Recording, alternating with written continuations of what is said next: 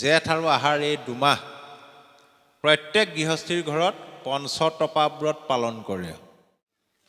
এতিয়াও কলিযুগত আমাৰ এই অসমতো তেনেকুৱা অঞ্চল আছে পঞ্চতপা ব্ৰত পালন কৰা। মই বহুত দিনৰ আগতে প্ৰথম যেতিয়া আমি শাস্ত্ৰ পঢ়িবলৈ লওঁ তেতিয়া এখন গাঁৱত গৈছিলোঁ। শাস্ত্ৰ সামৰি খোৱা লোৱা কৰি থাকোঁতে সেই গাঁৱৰীয়া লোক এজনে ক'লে যে বাপজন, আপুনি আমাৰ গাঁওখনত যিমান ভাগৱত ব্যাখ্যান নকৰক কিয়, আমাৰ গাঁৱৰ ৰাইজে কিন্তু এটা পৰম্পৰা ধৰ্ম অতীতৰ পৰা পালন কৰি আহিছে, কেতিয়াও এৰিব নোৱাৰে। বোলো কি ধৰ্ম? জেঠ আৰু আহাৰ এই দুমাহ প্ৰত্যেক গৃহস্থীৰ ঘৰত পঞ্চতপা ব্ৰত পালন কৰে।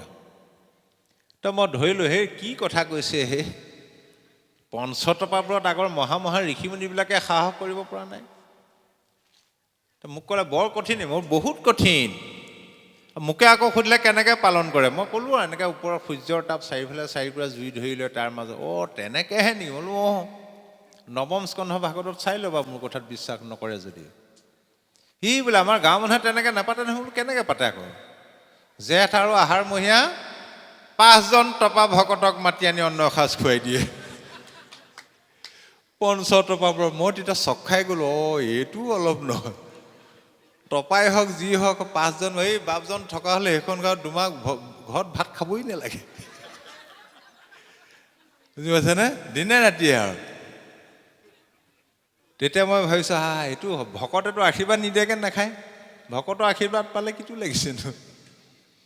গতিকে কৃষ্ণৰ চৰণত সুদৃঢ় বিশ্বাসেৰে শৰণ লৈ আমি যেতিয়া তেওঁৰ গুণযশ লীলা চৰিত্ৰবিলাক শুনিম, তাৰ মনটো সকামীৰ পৰা নিষ্কামী হৈ গুচি যাব। আৰু এইটো কি হ'বগে?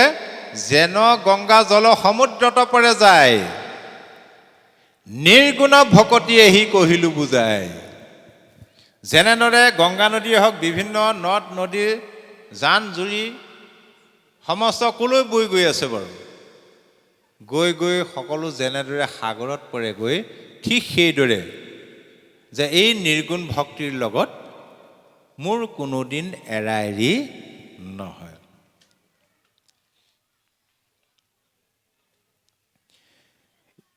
ৰাম শালৈক্য সামীপ্য মূৰ সাৰৈপ্য আৱৰ সাজুৰ্য সহিতে মুখ্য পাঞ্চৰুচি কৰ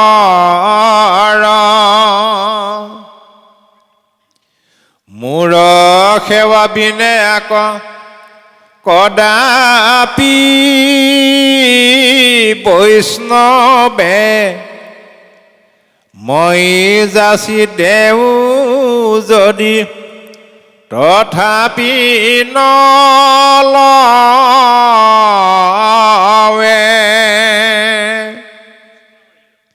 মুক্তি কেই প্ৰকাৰ? 5 প্ৰকাৰ। শালুক্য, সামীপ্য, সাৰূপ্য, সাজুৰ্য, লীন বা নিৰ্বাণ। শালুক্য মানে স্বলোক, ভগৱন্তৰ লগত একে লোকতে থাকিবলৈ পোৱাটো হ'ল শালুক্য। সামীপ্য মানে হ'ল ভগৱন্তৰ নিচেই কাষত থাকিবলৈ পোৱা। সাৰূপ্য মানে হ'ল ভগৱন্তৰ সমান ৰূপ ঐশ্বৰ্য লাভ কৰা। সাজুৰ্য মানে হ'ল ঈশ্বৰৰ সমান যোগ্যতা অৰ্জন কৰিব পৰা। লীন বা নিৰ্বাণ মানে হ'ল মিলি যোৱা। সেই আমাৰ তাত এইবিলাক গাখীৰৰ ঠিকাদাৰ বুলি কয় নে কজোৱা বুলি কয়? গাখীৰ বেচাবিলাকক খজুৱা। চাপৰিৰ পৰা গাখীৰ নিয়ে, ম'হৰ গাখীৰ। কিমান আনিলা? বোলে 50 লিটাৰ। লুইতখন পাৰ হ'লে আকৌ 100 লিটাৰ হৈ গুচি যায়। তাৰমানে কেনেকৈ বাঢ়ে বাৰু গাখীৰটো? বুজি পাইছেনে? তেনে গাখীৰত পানী ঢালি দিয়ে। গাখীৰত যেতিয়া পানীটো ঢালি দিয়ে, পানীটো গাখীৰ বুলি বেচে নে পানী বুলি বেচে? সেই যেনেদৰে গাখীৰত পানী ঢালিলে পানীও গাখীৰ হৈ গুচি যায়, এইটোহে লীন মুক্তি, মানে ঈশ্বৰত মিলি যোৱা। হে মাতৃ, মই যাচি দিলেও কিন্তু মোৰ ভকতে নলয়। আৰু এই কথাটো যেতিয়া দেৱহতী মাতৃয়ে উপলব্ধি কৰিছিলে এটা সময়ত, দেৱহতী মাতৃয়ে ভগৱন্তক বহুকাল স্তুতি প্ৰাৰ্থনা কৰি আছিলে। বহুদিনৰ অন্তত ভগৱন্ত সন্তুষ্ট হৈ দেৱহতী মাতৃক ক'লে, হেৰা দেৱহতী, তোমাৰ স্তুতি প্ৰাৰ্থনাত সন্তুষ্ট হৈছোঁ, তোমাক কি লাগে? মুক্তি লাগে নে তোমাক মোক লাগে? দেৱহতী মাতৃয়ে ক'লে, হে প্ৰভু, মোকতো লীন মুক্তি নালাগেই, আনকি প্ৰভু মোক তোমাকো নালাগে, মনত ৰাখিবা। ভগৱন্তটো আচৰিত হৈ গ'ল। হেৰা, সকলোৱে মুক্তিৰ কাৰণে মোক প্ৰাৰ্থনা কৰে, তোমাক মুক্তি নালাগে? তাকো কৈছা লীন মুক্তি পৰ্যন্ত নালাগে। বোলে কিয় নালাগে? বোলে হে প্ৰভু, মোক মুক্তিটো এইটো কাৰণে নালাগে, মুক্তিত ভক্তিৰ ৰসটো নাই। ভক্তিত কিন্তু মুক্তিৰ ফলটো এনেই পাই যায়। এতিয়া যদি আপোনালোক সকলো যদি মুক্তিকামী হ'লহেঁতেন, সকলোৱে যেনিবা মুক্তি পাই আহিছে, ইয়াত নিজৰ নিজৰ মুক্তিত নিজে নিজে অচল অটল হৈ বহি থাকিব, ইমান দেৰি বহি থাকিব পাৰিবনে মানুহ একো কথা বতৰা নপতাকে? কিন্তু ভক্তিত মুক্তিৰ ফলটো পায়। মুক্তি মানে কি? এতিয়া আমি মুক্তি বুলি ক'লে মনলৈ এনেকুৱা এটা ধাৰণা আহে, মৰাৰ পিছত যেন ৰথত উঠি ক'বলৈ গুচি যোৱা, স্বৰ্গলৈ যোৱা, বৈকুণ্ঠলৈ যোৱা, তেনেকুৱা ভাৱটো নাহেনে বাৰু? সেই মুক্তিৰ কথা ভাগৱতে নাই কোৱা। মুক্তি শব্দটোৰ অৰ্থ হ'ল মুকলি। মুক্তি পোৱা মানে মুকলি হোৱা। আমাৰ কয় নকয়, মানুহজন আজি 6 বছৰৰ মূৰত জেলৰ পৰা মুক্তি পাই আহিছে, তাৰমানে কি? মুকলি কাক কৰিব লাগে? আমাৰ মনটোক মুকলি কৰিব লাগে প্ৰথম। মনটো মুকলি হ'লেহে জীৱটো মুকলি হ'ব। মুকলি মানে তেতিয়াহে মুক্তি পাব। এতিয়া আপুনি বাস্তৱত চাব দেই, আপুনি কৃষ্ণৰ কথা শুনি আছে একান্ত মনে, তাৰমানে ভক্তি কৰি আছে। কেইঘণ্টা বহিলে বাৰু, হিচাপ আছেনে এতিয়া? কেইঘণ্টা হ'ল? 2 ঘণ্টা হ'ল, হয়নে বাৰু? এই 1.5 ঘণ্টা 2 ঘণ্টা বহিলে, আপোনালোকৰ কাৰোবাৰ ঘৰখনলৈ মনত পৰিছেনে বাৰু? পইচা পাতি ল'ৰা ছোৱালীৰ কথা মনলৈ আহিছেনে বাৰু? এই 1.5 ঘণ্টা সময় আপোনালোকৰ মনটো মুকলি হৈ আছে, সেইকাৰণে অকণমান আজি অন্তৰৰ পৰা হাঁহিব পাৰিছে। এইটোৱে হ'ল মুক্তি বাস্তৱ। গুৰুজনাই এই জীৱন মুক্তিৰ কথাহে কৈছে। মনটো মুকলিকে ৰখা। যি জীৱন্ত অৱস্থাত মুক্তি নাপায়, সি মৰাৰ পিছতো বোলে মুক্তি নাপায়। ল'ৰা ছোৱালীবিলাকে খেলি ভাল পায় কাৰণেহে খেলে, কিন্তু তেওঁলোকে ব্যায়ামৰ ফলটো এনেই পায় নাপায়? তইতো ভকতে ঈশ্বৰৰ নাম শুনি ভাল পায় কাৰণেহে শুনে, নাম গাই ভাল পায় কাৰণেহে গায়, কিন্তু মুক্তিৰ ফলটো এনেই পাই যায়, সেইকাৰণে নালাগে। দ্বিতীয়তে ক'লে, মোক সকলোৱে বিচাৰে, মোকো নালাগে তোমাক। যে প্ৰভু, তোমাক মোক এইটো কাৰণেই নালাগে, তোমাৰ ইমান সুন্দৰ চতুৰ্ভুজ ৰূপ, তুমি যদি কেনেবাকৈ মোৰ ঘৰত গৈ উপস্থিত হোৱাগৈ, তোমাৰ সুন্দৰ চেহেৰাটো ভেবা লাগি চাই থকা হ'ব। ৰাতিপুৱাৰ পৰা ৰাতি শোৱালৈকে ধূপ ধূনা লগাই তোমাৰ চৰণ সেৱাহে কৰি থকা হ'ব, আৰু মোৰ ঘৰুৱা কাম বন একো নহ'ব, গতিকে তোমাকো নালাগে। হয়ো হয়। এতিয়া আপোনালোক ৰাতিপুৱাই আহিলে, ভাগৱত শুনিলে, খোৱা লোৱা কৰি যেতিয়া সন্ধ্যা লগা ঘৰলৈ যাব, মনতে ভাবি যাব, গৈয়ে মুখ হাত বা গাটো ধুবগৈ লাগিব, ধুই অকণমান ফেনৰ তলতে পৰিবগৈ লাগিব, আৰাম কৰিব লাগিব, ভাবি ভাবি গৈ আছে। ঘৰ গৈ সোমালেগে সাক্ষাৎ ভগৱন্ত কৃষ্ণ আহি বহি আছে। আপোনাৰ মনটো কেনেকুৱা লাগিব বাৰু? প্ৰথম অৱস্থাত বৰ ভাল লাগিব, ধূপ ধূনা লগাই গা পা ধুই একেবাৰে প্ৰাৰ্থনা কৰিবলৈ আৰম্ভ কৰিয়েই দিলে। প্ৰাৰ্থনা আকৌ দুভাগ নে 3, মইদুৰ আচাৰটোহে আছে, বাকীবোৰ নাই নহয়। আকৌ নামঘোষা নমাই আনিলে, ঘোষা পঢ়ি ৰাতি 1:30-2টা বাজি গ'লগৈ, এদাই হৈ গ'লগৈ। তাৰপিছত কি কৰিব, হামি আহিছে, টোপনি ধৰিছে, এইজনা নোযোৱাও হ'ল, এতিয়া পঠিয়াবও নোৱাৰা হ'লো, ভাল বিপদে পালে টোপনি ক্ষতি হ'ব প্ৰথমতে। কাইলৈ আকৌ কৃষ্ণক এৰি থৈ কামলৈ যাব পাৰিব জানো? গতিকে আপোনাৰ লাভ হ'ব নে লোকচান হ'ব? সেইকাৰণে দেৱহতী মাতৃয়ে ক'লে, তুমি নালাগেই যাব। তেন্তে তুমি মোক কিয় ভজনা কৰিলা? এটা কৃপা কিন্তু তুমি মোক কৰিব লাগিব। বোলে কি কৃপা? নাহি কৈলি ন মুকুতি তথা নাহি হৰিপদ পংকজ যথা ও কৰ্ণৰয় অমৃত হৰি চৰিত ও ভকতৰ মুখে শুনিব নিত পৰম অমৃতময় কৰ্ণৰ অমৃত সম তোমাৰ গুণ যশলীলা চৰিত্ৰবিলাক অকণমান হ'লেও যাতে মই ভকতৰ শ্ৰীমুখেদি শুনি থাকিবলৈ পাওঁ, এইটো কৃপা হ'লেই হৈ গ'ল। ভকতৰ বিষয়ত নাহিয়া শকতি কৃষ্ণ কথা শুনিবাক সদা ৰতি। এতিয়া বাস্তৱত চাব পাৰে, এতিয়া আমি প্ৰথম এইখন গাঁৱলৈ আহিছোঁ নহয়নে বাৰু? আগতে আহিছিলোঁ ক'বালৈ দীঘল পাচিটোহে মনত থাকিলে, বাকীবোৰ নাম মনত নাই। নঙলা, সেউজী পাম। এতিয়া প্ৰথম অহাৰ কাৰণে গেটৰ পৰা আদৰি সাদৰি আনিছে ভকত হিচাপে নহয়নে বাৰু?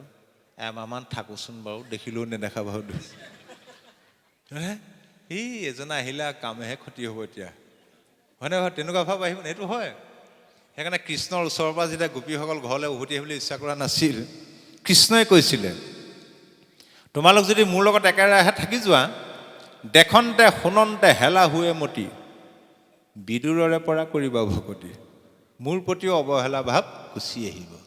গতিকে যেতিয়া ভক্তিৰ ৰসটো পাই যাব, তেতিয়া আপোনাৰ ঈশ্বৰক একো বিচাৰিবলগীয়া নাথাকে। ঈশ্বৰে যি কৰে আৰু ভালেই কৰায়, ঈশ্বৰে যি কৰে ভালেই কৰায়, এই ভাৱটো আনিব লাগিব। তাকে কৈছে আত্মসন্তুষ্টি। বুঢ়া এটাই পিতেক এটাই আছিলে,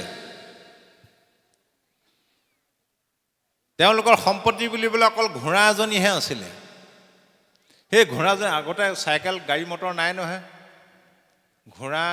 ঘোঁৰাতহে উঠি ঘূৰি ফুৰে। সেই ঘোঁৰাজনীকে লগত লৈ পিতেকে বজাৰ সমাৰ কৰি দুবেলা দুসাঁজ বুঢ়াটোক পুহি আছিলে, দেউতাকক। এদিন বজাৰত ঘোঁৰাজনী বান্ধি থৈ দিওঁতে বান্ধ মুকলি হৈ কেনিবা গুচি গ'ল।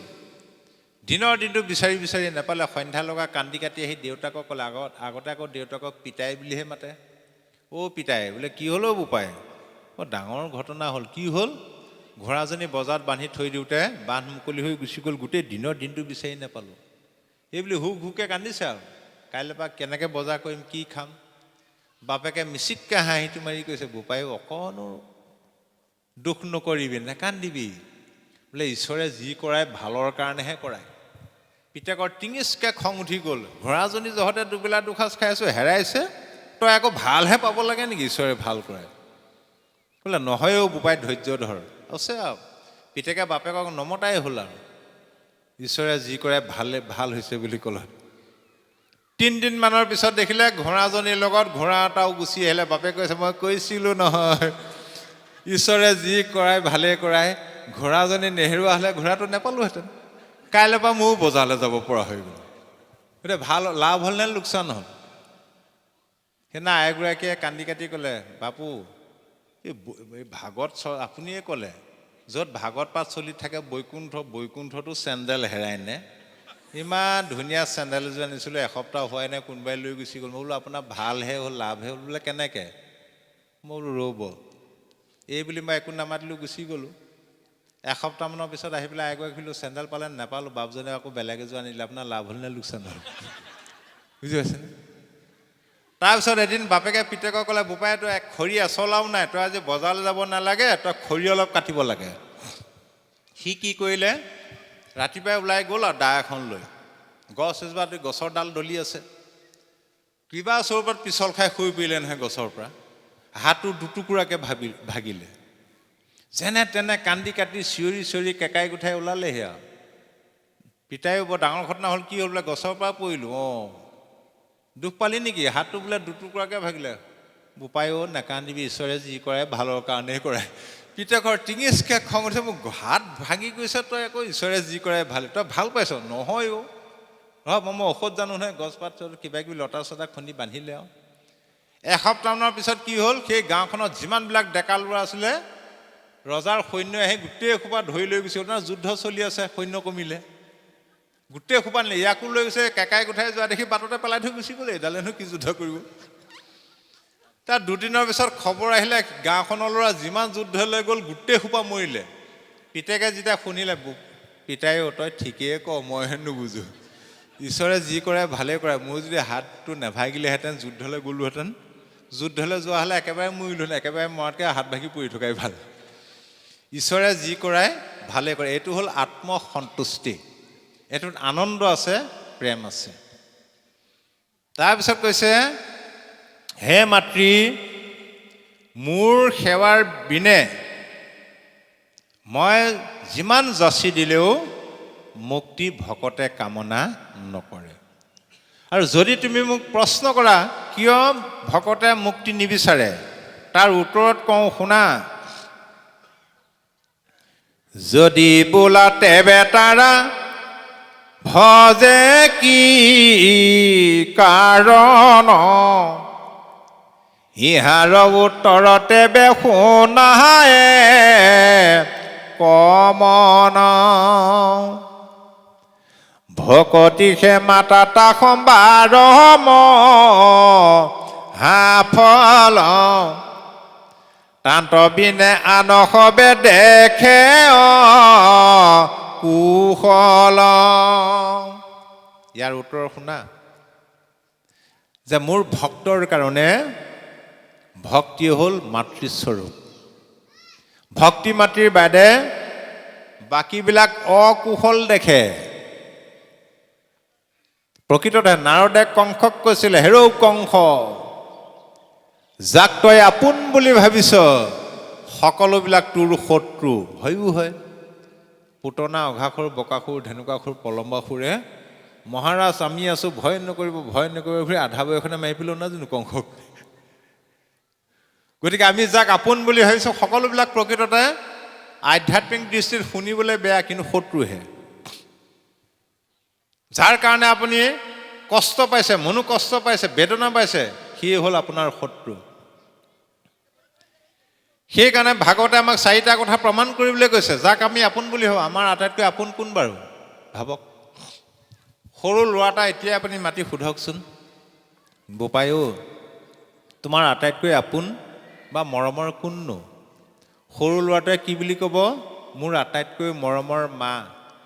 তাৰপিছত দেউতাকৰ কথা ক'ব। তাৰমানে ল'ৰাবিলাকে মাকক ভাল পায়, কেলে? বাপেকে গম নোপোৱাকৈ মনে মনে পইচা দিয়ে যে স্কুল যাব সময়ত। একেটা ল'ৰাই যেতিয়া ডেকা হৈ বিয়া পাতিলে, বিয়া পতা এমাহমানৰ পিছত সুধিবচোন, বোপাই তোমাৰ আটাইতকৈ মৰমৰ কোন? তেওঁ। মাক বুলি ক'ব জানো? একেটা ল'ৰা এটা জন্ম হ'ল, তেতিয়া সুধিবচোন তোমাৰ আটাইতকৈ মৰমৰ কোন? তেতিয়া ল'ৰাটো বুলিহে ক'ব। সেই সন্তানক আজিকালি পঢ়ুৱাবলৈ কিমান টকা খৰচ হয়? লাখ লাখ টকা লাগে।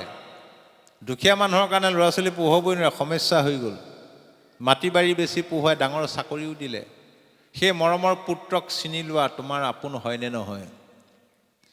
আকৌ আমাৰ আপোন কোন? ককাই ভাই, বংশ পৰিয়ালহে আমাৰ আপোন। ককাই ভাইৰ বেমাৰ হ'লে মাটি বন্ধকত দিও সহায় কৰিম, কিন্তু গাঁৱৰে একে ল'ৰা, একে সমবয়সীয়া বেমাৰ হ'লে পইচা বিচাৰিলে কি বুলি ক'ম? নাই অ', একেবাৰে নাই। হয়নে বাৰু? তাৰমানে আমাৰ আপোন ককাই ভাই। ককাই ভাইকো চিনি লোৱা। আকৌ ভাৰ্যাকো চিনি লোৱা, ঈশ্বৰক চিনি লোৱা। কাক কেতিয়া প্ৰমাণ কৰিবা?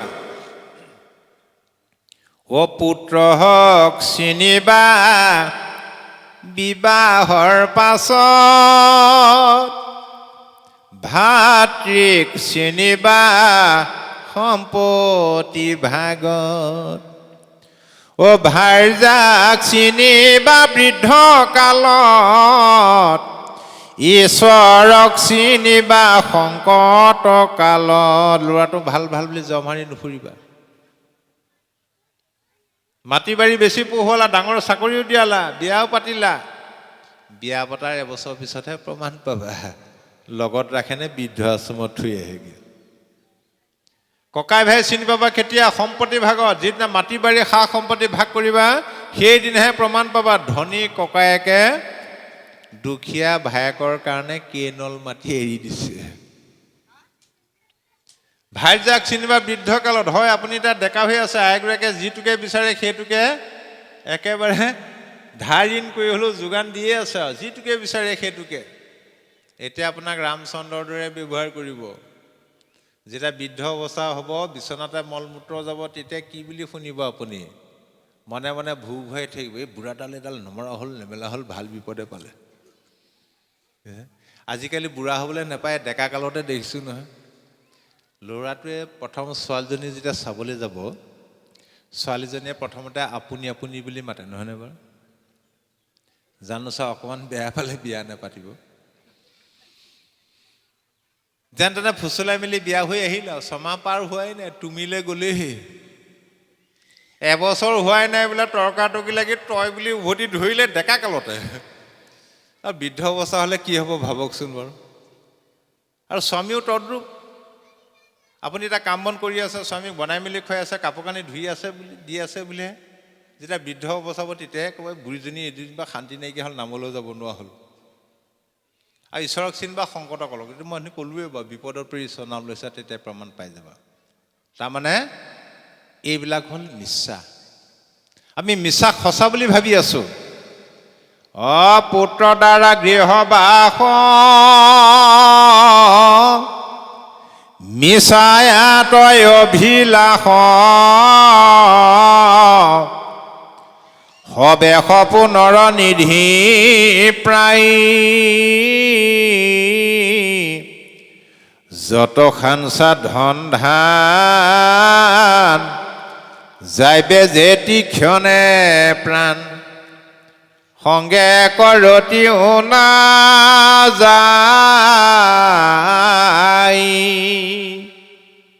এইবিলাক সকলো মিছা। সপোনৰ নিধি বুলি কৈছে। পুত্ৰ ভাইজা ধন জন মাটি বাৰী যিমান ঘটিলেও এক ৰতিও তুমি লগত লৈ যাব নোৱাৰা। গতিকে ভকতে এইটো উপলব্ধি কৰে, জানে ভক্তি মাতৃৰ বাদে বাকীবিলাক সকলো মিছা। তাৰপিছত কৈছে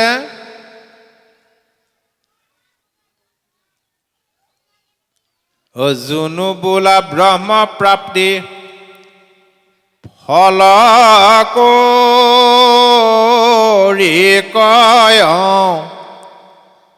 শুনিও কমাতৃ তেবে ইহাৰ নিৰ্ণয়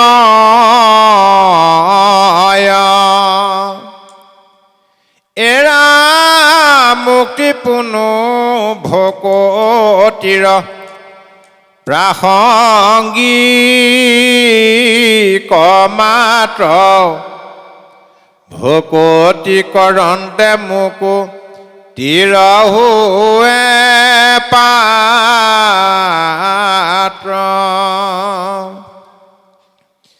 ভকতিৰ আগে মাৱ মুখ্য কোন হয় ভকতিয়ে মোক ইয়াতি অধীন কৰ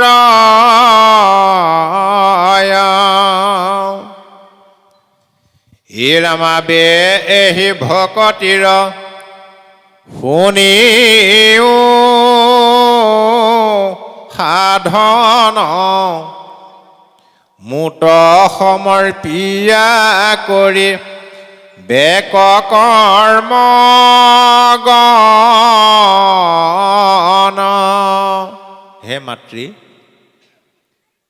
ভক্তি মুক্তিপুনু ভকতিৰ প্ৰাসংগিক মাত্ৰ ভকতি কৰন্তে মুকুতিৰ হৈ পাত্ৰ। গতিকে মুক্তি আমি বিচাৰিব নালাগে, এইটো কাৰণে ভক্তিত মুক্তিটো লাগিয়ে থাকে। আৰু এই ভক্তিৰ সাধনটো শুনা, আবেহি ভকতিৰ শুনিও সাধন মুত সমৰ্পিয়া কৰি বেক কৰ্মগণ। এই কৰ্মবিলাক মোৰ চৰণত অৰ্পণ কৰিবা। ভাগৱতৰ মূল বিষয়বস্তু হ'ল তিনিটা। সেই তিনিটা বিষয়বস্তুৰ ভিতৰত প্ৰথম বিষয়বস্তুটো হ'ল অৰ্পণ। আমি সমস্ত ভগৱন্তৰ চৰণত অৰ্পণ কৰিব লাগে। এইটো কাৰণে যে আমাৰ নিজস্ব বুলিবলৈ একোৱেই নাই। আছেনে বাৰু? কি আছে ভাবকচোন। নিজৰ ভেটিটোও মোৰ হয় জানো? আপোনাক সুধিলোঁ, হেৰি আপুনি যিটো ঘৰৰ ভেটিত আছে সেই ঘৰৰ ভেটিটো এতিয়া কাৰ? বোলে মোৰেই। তাৰ আগত কাৰ আছিলে? বোলে দেউতাৰ আছিলে। তাৰ আগত কাৰ আছিলে? বোলে ককাৰ আছিলে। তাৰ আগত কাৰ আছিলে? বোলে আজু ককাৰ আছিলে। তাৰ আগত কাৰ আছিলে? গৈ থাকক। গৈ গৈ গৈ গৈ শেহত এটাই উত্তৰ ওলাবগৈ, সকলো বোলে ঈশ্বৰৰ মাটিহে, আমাৰ নায়েই। তেতিয়াহ'লে লোকে মোৰ মাটি অকণমান যেনিবা ঠেলিলে, কি দৰকাৰ কাজিয়া কৰিবলৈ বাৰু? মোৰ মাটি ঠেলিছে জানো? সেইদিনা আই এগৰাকী মানে সোণৰ ফুলি এপাত হেৰালে, কান্দি কাটি হুলস্থুল। বোলো কাৰ? আপোনাৰ? বোলো আপোনাৰ হয় জানো? বোলো হয় বোলে, নিজে দৰমহা চাকৰিয়ে বাপজনেও দিয়া নাই, নিজৰ দৰমহা পইচাই ঘটা। অঁ, আপুনি জন্ম হওঁতে লগত লৈ আহিছিলে? নাই, তেতিয়া আপোনাৰ কেনেকৈ হ'ল? তেতিয়াহ'লে জন্ম হওঁতে অনাও নাই, মৰাৰ পিছত নিবও নোৱাৰে বোলে মোৰ সম্পত্তি। কেনেকুৱা লাগে? আচৰিত নালাগেনে বাৰু? গতিকে আমি প্ৰথমতে, যিহেতু আমাৰ ভক্তিটো হ'ল নিষ্কাম পন্থ, সেইকাৰণে আমাৰ কৰ্মবিলাকো হ'ব লাগিব নিষ্কাম। নিষ্কাম কৰ্মৰ প্ৰথম পদক্ষেপ হ'ল সমস্ত কৰ্ম আমি জয় জয়তে পৰম পুৰুষ পৰমেশ্বৰৰ চৰণত অৰ্পণ কৰিব লাগে। আৰু কৰ্মবিলাক অৰ্পণ কৰাৰ আগত আমি প্ৰথমতে নিজকে অৰ্পণ কৰিব লাগিব শৰণৰ যোগেদি। সেইকাৰণে শৰণটো লাগে। নিজক অৰ্পণ কৰিলেহে কৰ্মবিলাক ভগৱন্তই গ্ৰহণ কৰিব। দ্বিতীয়তে, কৰ্মফল ত্যাগ কৰিব লাগিব। গীতাত কৈছে, হে সখী, তোমাৰ কৰ্মতহে অধিকাৰ, ফলত অধিকাৰ নাই। গতিকে তুমি কৰ্মফলটো ত্যাগ কৰা। অৰ্জুনে উভতি ধৰিলে, হে সখী, মই নিজে কৰা কৰ্মৰ ফলত যদি মোৰ নিজৰে অধিকাৰ নাই, কৰ্ম কৰিনো কি লাভ আছে? হয়ো কথাটো। পাৰ্থে বোলে তাৰ হেতু শুনা মহাবল, নুখুজিলে ঈশ্বৰে আপুনি দেন্ত ফল। যেনয়াতি শিশু সবা ভয়ক্ষণ বাঞ্ছয়, তথাপিতো স্নেহে থাকি মাতৃস্তন দেৱ। যেনেদৰে কেঁচুৱাটোৱে মাকক খাবলৈ নিবিচাৰিলোঁ, মাকে সময়মতে কেঁচুৱাটোক খোৱাৰ যতন লয়, সময়মতে খুৱাই থাকে, তদ্ৰূপ ঈশ্বৰ। ঈশ্বৰে কাক কি ফল দিব লাগে কৰ্মফল অনুসৰি দিবই। ঈশ্বৰক ফলটো আমি কেতিয়াও বিচাৰিব নালাগে। তৃতীয়তে, হেৰা সখী, কৰ্তৃত্ব অভিমান ত্যাগ কৰিব লাগিব। তুমি কৰিছোঁ বুলি নাভাবিবা। আমি আকৌ ভাল কামটো কৰিলে মই কৰোঁ বুলি কওঁ, নহয়নে বাৰু? বেয়া কামটো কৰিলে আকৌ সেই প্ৰভুৱে কোৱালে উপায় নাই। বোলে বাইকখন কাৰ বাইক? বৰ দামী বাইক আনিলা দেই। বোলে ময়ে আনিছোঁ। কাৰ? মোৰেই। নিজে ঘটিলা নে? নিজে ঘটি আনিছোঁ। নিজে নঘটিলে ক'ত ঈশ্বৰে দিব? সেই নাজিৰা টাউনত গৈ বাইক এক্সিডেণ্ট হৈ দুটুকুৰা হ'ল, মানুহটো যেন তেনে বাচিলে। কিবা কথা এটা শুনিছিলোঁ, কি ক'বহে, ঈশ্বৰে কৰালে। তাৰমানে ভাল কামটো মই কৰোঁ, বেয়াটো ঈশ্বৰে কৰে। সেইটো কৰ্তৃত্ব অভিমান। কিয়নো মই সমস্ত জীৱৰ হৃদয়ত স্থিতি হৈ প্ৰকৃতি বা স্বভাৱৰ দ্বাৰা মই কৰ্মবিলাক কৰাই আছোঁ। সেইকাৰণে তুমি কৰিছোঁ বুলি নাভাবিবা।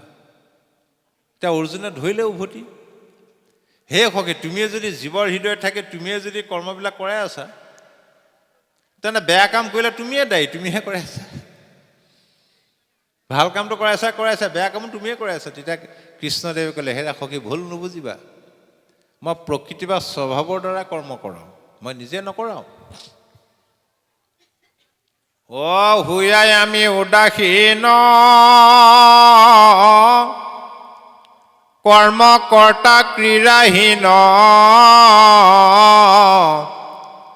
সমস্ততে আছো সাক্ষী ভাগে, উদয় যেন ভাস্কৰে লোকে ধৰ্মা ধৰ্ম কৰে পাপ পুণ্য সূৰ্যতন লাগে।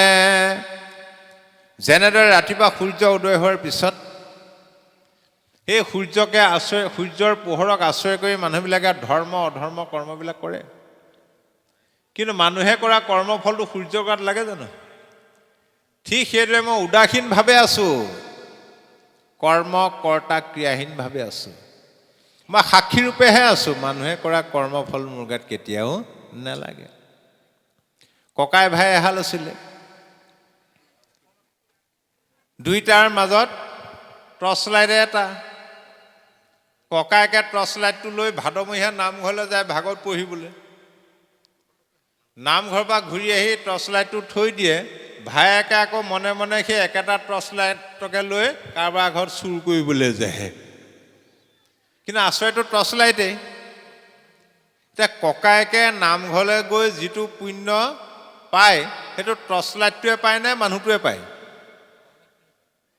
ভায়েকে চুৰ কৰিবলৈ গৈ ধৰা পৰিলে সেই মানুহটোৱে মাৰটো খায় নে টৰ্চ লাইটটোৱে মাৰটো খায়? কিন্তু আশ্ৰয়টো টৰ্চ লাইটহে। ঠিক ভগৱন্ত সমস্ত জীৱৰ হৃদয়ত টৰ্চ লাইটৰ দৰে পোহৰহে দেখুৱাই আছে। আমুকটো কৰ তামুকটো কৰ বুলি নকয়, ভাগৱতৰ যোগেদি দেখুৱাই আছে। আমুকটো কৰিবা আমুকটো ফল পাবা, তামুকটো কৰিবা তামুকটো ফল পাবা। যাৰ দৃষ্টি ভাৱনা জস্য সিদ্ধিৰ ভৱতি তাৰ দৃষ্টি। গতিকে এই তিনি প্ৰকাৰে কৰা কৰ্ম নিষ্কাম কৰ্ম, আৰু নিষ্কাম কৰ্মৰ ফলটো হয় যোগ, সকাম কৰ্মৰ ফলটো হয় ভোগ।